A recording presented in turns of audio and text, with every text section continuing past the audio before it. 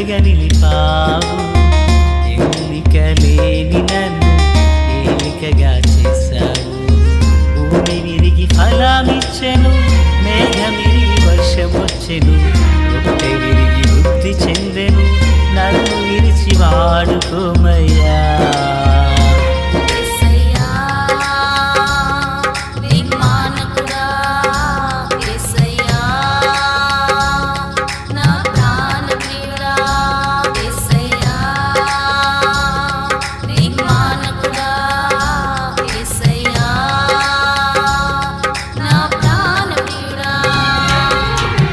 ధూళినైన నన్ను దూతగా నిలిపావు. ఎన్నిక లేని నన్ను ఏలికగా చేశావు. ధూళినైన నన్ను దూతగా నిలిపావు. ఎన్నిక లేని నన్ను ఏలికగా చేశావు. ప్రభు నామానికి స్తోత్రం కలుగునుగాక. యేసయ్య పేరట అందరికీ హృదయపూర్వకమైన ప్రార్థన శుభాభివందనాలు. ఆత్మీయులారా, నేటి దినాన పునరుత్థాన ఆదివారం మనమందరము దేవుని సన్నిధిలో నిలిచి ప్రభు యొక్క కృప కొరకు కనిపెట్టవలసిన వారమునై ఉన్నాము. దయగలిగిన ఆయన ఆత్మచేత సమభూమి గల దేశమున ప్రభువు మనలను నడిపించునుగాక.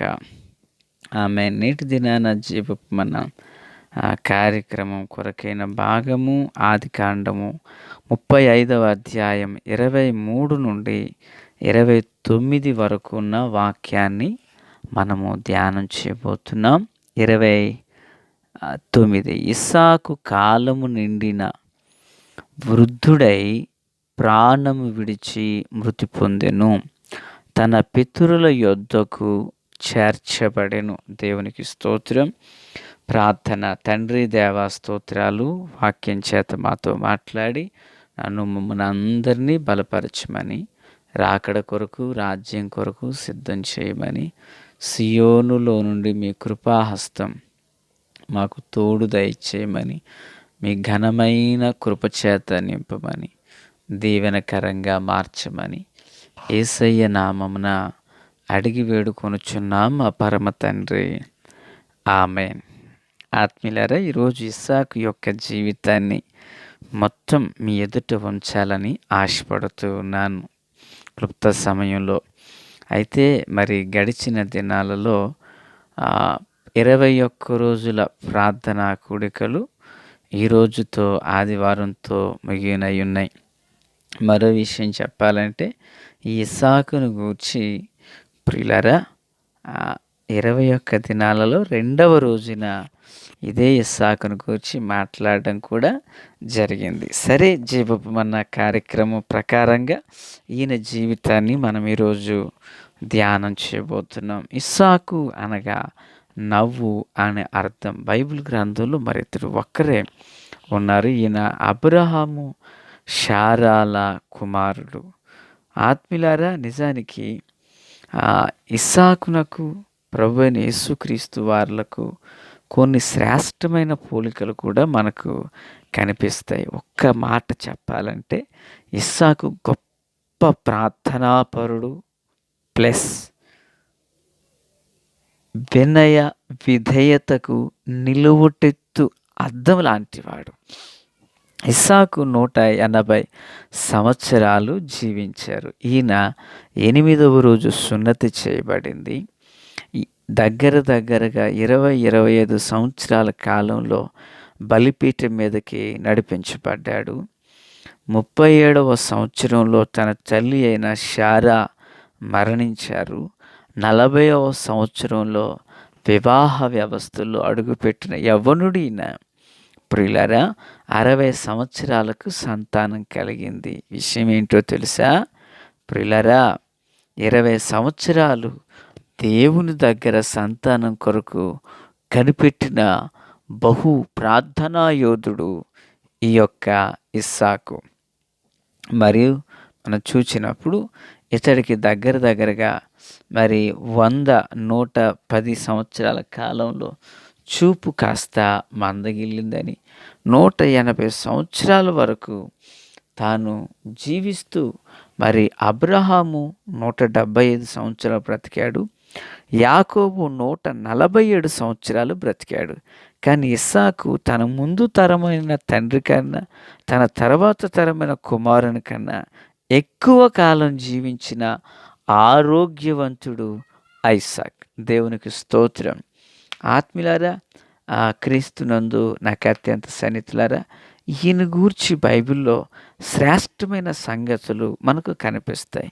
ఏంటి ఆ సంగతులు అంటే, ప్రియులారా, ఇతడు ఒక మంచి పరిశుద్ధుడు, విధేయుడు, ప్రార్థనాపరుడు, మరి దేవుని మాటకు లోబడి గెరారులోనే ఉండి ప్రియులారా బావులను త్రవ్వించి ఆ బావులకు అబ్రహాము పెట్టినటువంటి పేర్లను పెట్టి ఫిలిష్తీయులతో గెరారులు ఒక్కనితో కూడా వాదమునకు దిగనటువంటి సౌమ్యుడు ఈ యొక్క ఇస్సాకు. దేవునికి స్తోత్రం.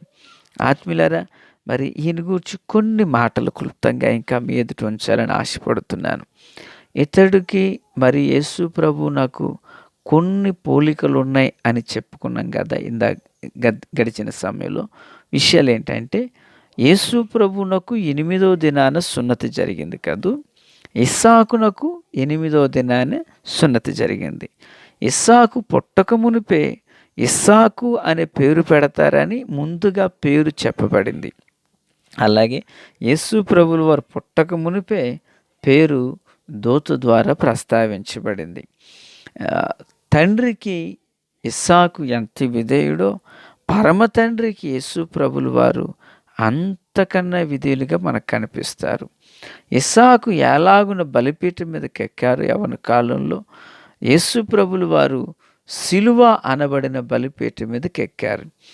బలిపీఠం మీదకి వెళ్ళిన ఇస్సాకు ఎలాగున తిరిగి వచ్చేసాడో ప్రియులరా, అలాగనే కలువరి శిలువలో మరణించిన యేసు సమాధి నుండి తిరిగి లేపబడ్డాడు. దేవునికి స్తోత్రం. చూడండి, ఊరు వెలుపల మోరియా పర్వతం మీద బలి అర్పణకు సిద్ధపాటైంది. యేసు ప్రభు వారికి పట్టణం వెలుపల మరణానికి సిలువ సిద్ధపరచబడింది. పిల్లరా, మరి ఇస్సాకు సాయంకాలాన ప్రార్థన చేసుకునే ప్రార్థనా పరుడైతే, యేసయ్య రాత్రంతా ప్రభు పాదాల చెంత కనిపెట్టే గొప్ప ప్రార్థనా పరుడు. దేవునికి స్తోత్రం. ఆత్మీయులారా, క్రీస్తునందు నాకు అత్యంత సన్నిహితులారా, మరి ఇస్సాకును గూర్చి మనం చూచినప్పుడు ఇస్సాకులో కొన్ని తప్పిదములు అనబడినవి దొర్లాయి, లేవు అని చెప్పుటకు కాదు పిల్లరా. అయితే అతని దేహమునందు లేక అతని ద్వారా కొన్ని బలహీనతలు దొర్లి ఉన్నప్పటికీ వాటిని జయించి పరమందున్న దేవాది దేవుడు పిలువబడినప్పుడు, నేను అబ్రహాము దేవుడను, ఇస్సాకు దేవుడను, యాకోబు దేవుడను అంటూ పేరు చేత పిలువబడ్డాడు ఈ యొక్క ఇస్సాకు. ఆమేన్. ఆత్మీయులారా, మరి ఈ యొక్క ఇస్సాకు మరణం బాహ్యంగా తాను మరణించాడు, కానీ తన ఆత్మీయత, తాను ప్రభువు కొరకి నిలిచిన పరిశుద్ధత ఎంతంతా కాదు. చూడండి, దాకా తన తండ్రి తన కుమారుడైన యాకోబు ఆయుష్యమును గూర్చి మనం విన్నాం కదా. అబ్రహాము ప్రియులారా 175 సంవత్సరాల కాలంలో అయ్యగారు 3 వివాహం చేసుకున్నాడు. శారమ్మ, ప్రియులారా, హాగరు, కెతూరా. 175 ఏళ్ల కాలం జీవించినోడు 3 వివాహం చేసుకుంటే 180 సంవత్సరాలు ఇంకెక్కువ కాలం జీవించిన వ్యక్తి ఏం చేయాలా? కానీ విషయం ఏంటి తెలుసా? పాపానికి కానీ, లోకానికి కానీ, వ్యర్థమైన కార్యాలకు కానీ తన శరీరంలో చోటు ఇవ్వనివాడు ఇస్సాకు. ఈ మాటలు వినించిన ఆత్మీయులారా, మన బైబిల్ అంత ఇదే బోధిస్తుంది మనకి. పరిశుద్ధత, పరిశుద్ధత, పరిశుద్ధత. ఆ పరిశుద్ధతను కలిగిన ఇస్సాకు ఎక్కువ కాలం ఈ భూమి మీదను బ్రతికాడు, ఉన్నతమైన ఆత్మీయునిగా వర్ధిల్లాడు. ఆత్మీయులారా, తన భార్య సమస్య వస్తే తనను చూచినటువంటి వ్యక్తి అక్కడికి తీసుకువెళ్తాను ఎక్కడ తీసుకువెళ్తానల్లా వెంటనే ప్రార్థన చేశాడు. అంటే ప్రార్థన తనకెంత మక్కువైనదో, ప్రార్థన తనకెంత ప్రీతికరమైనదో మనం ఎరిగి ఉండాలి. దేవునికి స్తోత్రం కలుగును గాక. ఆత్మీయులారా, ఇస్సాకు బాహ్యంగా ఆనాటి కాలంలో తను మరణించాడు, కానీ తన ఆత్మీయతలు, తన ఆత్మ సంబంధమైన విలువలు ఎప్పటికీ సంఘ చరిత్రలో నిలిచి ఉండిపోయాయి. దేవునికి మహిమ కలుగును గాక. ఆత్మీయ సంగమా, దైవ జనాంగమా, దేవుని పిల్లలుగా మనం దేని మీద మనం కట్టుకొనిచున్నామో, దేనిపైన ఒక మంచి పునాదిని వేసుకొనగలుగుచున్నామో శ్రద్ధతో ఆలకించి, రూబేను జ్యేష్ఠుడు ఎందుకు కాలేకపోయాడు, రూబేను రెండింతల దీవెనలు ఎందుకు స్వతంత్రించుకోలేకపోయాడు, ప్రియులారా, అతడు శరీరానికి బందీ అయిపోయి జయించలేకపోతే ఇస్సాకు దాన్ని తృణీకరించి జయాన్ని పొందుకున్నాడు. దేవుని కృపయందు నిలిచిన మనం ఇస్సాకు వంటి పరిశుద్ధమైన జీవితాన్ని చేస్తూ ప్రభువుకి ఇష్టమైన వారిగా జీవించుదుము గాక.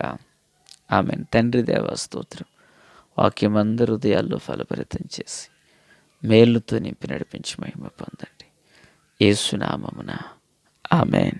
Praise the lord.